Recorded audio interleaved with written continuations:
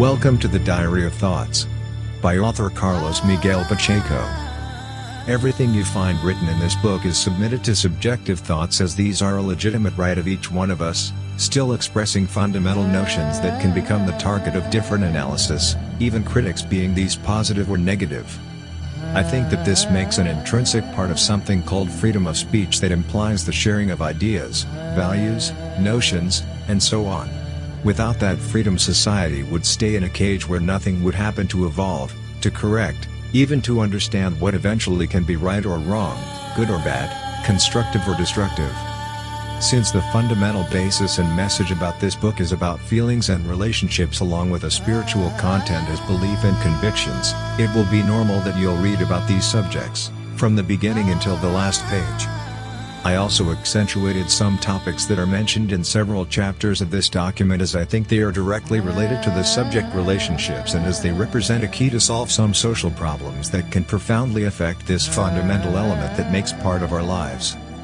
This way of writing and expressing my ideas also means that a particular repetition about these personal concepts is present, not with the purpose to produce a kind of brainwash but merely accentuating their importance. They make part of me, independently of the fact that others can misunderstand me, misjudge me, or even insult me.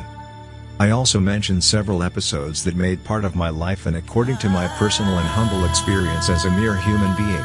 Sometimes I wonder if it wasn't easier to let me go along with the flow, or, on the contrary, think about all the different subjects that are present in this book. Sometimes it's better not to understand so much, or at least to be convinced that we do, as finally we're all just able to comprehend a small drop of this enormous flood that involves us all, and it's called life. Other times I even said to myself that, either I did understand too much, or finally I learned nothing at all, which might be true. But I truly don't think so.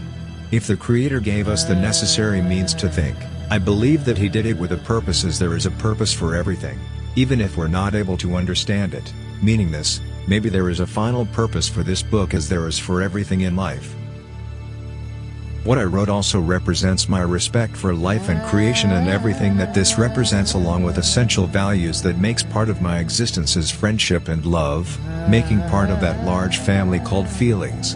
I focus my writing on these subjects in an involuntary way, as what I write just happens that way, expressing what I feel, even if it's nor correct or not entirely right, even wrong. All these elements, correct or incorrect, good or bad, right or wrong, makes part of life, and we just have to do our best to understand it the best way we can. That's what life is all about. In this book you can find personal, those subjective ideas and notions about a few major fields that make part of our daily living. Some people simply don't think about them, others do but try to ignore them or are afraid to express themselves. From politics to religion, going through art, crossing the logical and illogical, including analogies with movies and music, touching areas of philosophy and metaphysics in a certain sense, this reading will bring you new thoughts or confirm the existing ones that you already possess. Since nothing is perfect in life, as perfection just doesn't exist, I publicly announced that I asked for your forgiveness for everything that I could eventually write and might contradict other people's thoughts, ideas and values.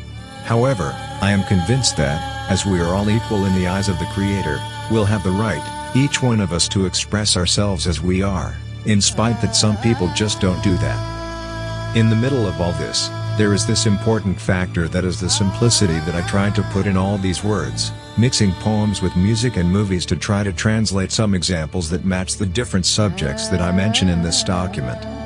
I think that, in life, everything and everyone are linked in a certain way, creating an invisible balance that we're just not able to see with our eyes, but only with our spirits and souls. All this creation is a whole phenomenon that is far away from our understanding.